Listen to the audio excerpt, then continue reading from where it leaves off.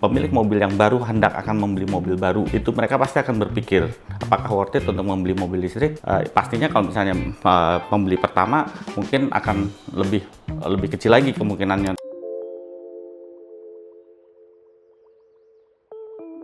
Dampaknya mungkin yang terdekat adalah ya kita akan mendapatkan keseimbangan baru ya nantinya ya dari antara proporsi penjualan mobil listrik dan mobil ICE gitu ya, dimana kalau di tahun 2024 dan 2025 ini kan ICE terlihat tumbuh sangat pesat ya kelihatannya, dan ditopang oleh beberapa merek seperti BYD, Wuling dan Hyundai ya. Nah di tahun depan dengan adanya insentif itu dicabut, artinya mobil EV atau mobil listrik akan menjadi harganya relatif lebih mahal pastinya ya dibandingkan dengan yang harga jual saat ini.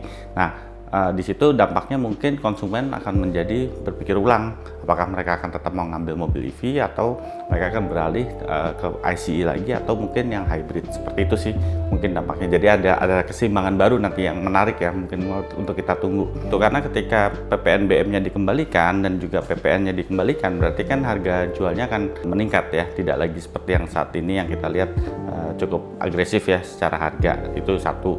Dan kemudian kedua, pajak mobil listriknya yang nantinya akan dibayarkan oleh konsumen mungkin juga tidak serendah seperti saat ini.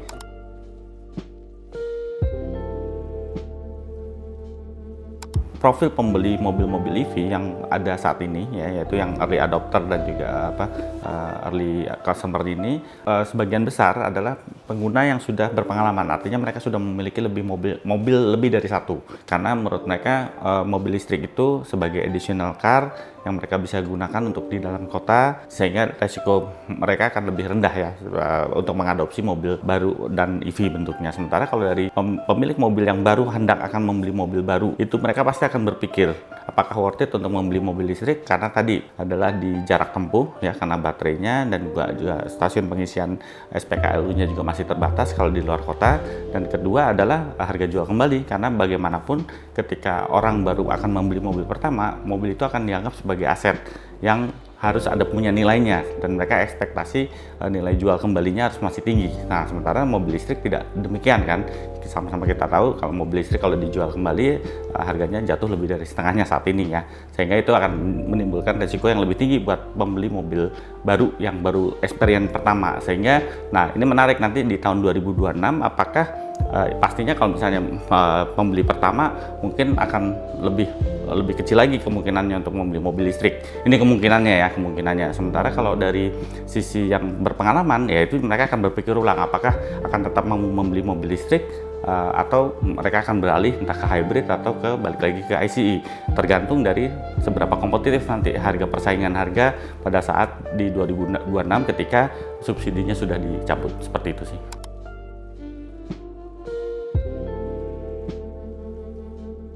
Dari sudut pandang konsumen, ketika apa yang mungkin harus dipersiapkan ya, artinya pelayanan baik saat pembelian dan juga after sales-nya juga harus diperkuat ya, karena bagaimanapun pembelian mobil itu mobil saat ini masih termasuk barang mewah di Indonesia, sehingga ketika membeli itu mereka pasti harus punya kepastian, assurance bahwa mobilnya bisa digunakan untuk jangka waktu tertentu.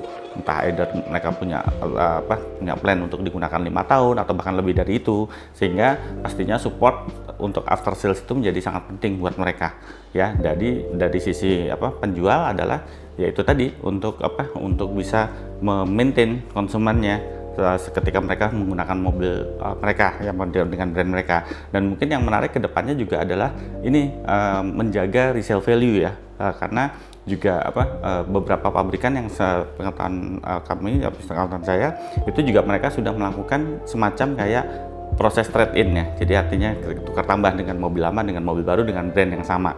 Yaitu juga untuk menjaga supaya konsumen kembali lagi membeli mobil mereka seperti itu, dan itu mungkin akan juga cukup intens gitu akan dilakukan. Ya itu juga untuk menjaga bahwa konsumen tetap loyal terhadap brand yang mereka sudah beli seperti itu.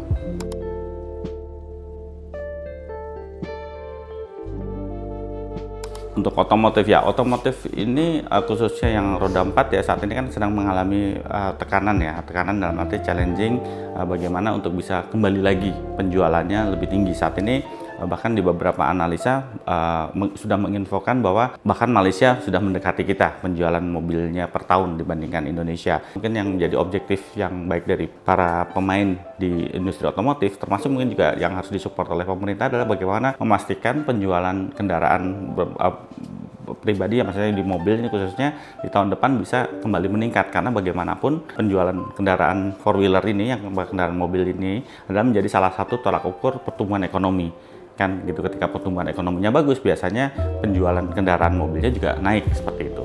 Tinggal persaingan antar brand ini, karena yang seperti kita lihat tahun ini adalah kenyataannya pemain baru banyak masuk, tapi secara angka penjualan justru turun dibandingkan tahun sebelumnya.